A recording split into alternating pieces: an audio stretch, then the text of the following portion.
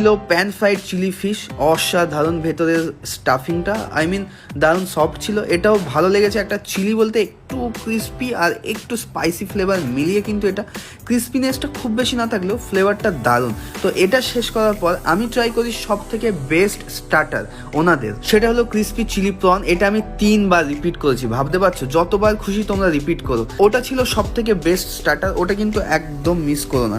তারপরে ছিল কাচুম্বার স্যালাড, যেখানে তোমরা দেখতে পাচ্ছ চিকেনের পরিমাণ অনেকটাই, তার সাথে বেল পেপার ছিল, ক্যাপসিকাম ছিল, আরও ছিল। সবকিছু মিলিয়ে বিষয়টা একটা দারুণ ফ্লেভার ছিল, খুব হেলদি একটা খাবার বলতে পারো। আমি বলতে বলতে হাঁপিয়ে গেলেও এই প্ল্যাটারের কিন্তু খাবার এখনো শেষ না। এটা হলো বার্ন্ট গার্লিক নুডলস।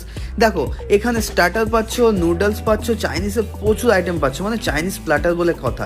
দারুণ ছিল নুডলসটা খেতে। এটা ওনাদের মেন কোর্সের একটা ফুড, যেটার নাম হলো এগ সিঙ্গাপুরিয়ান রাইস। আর এটার সাথে কিন্তু তুমি পেয়ে যাচ্ছ একটা gravy item, chicken with executive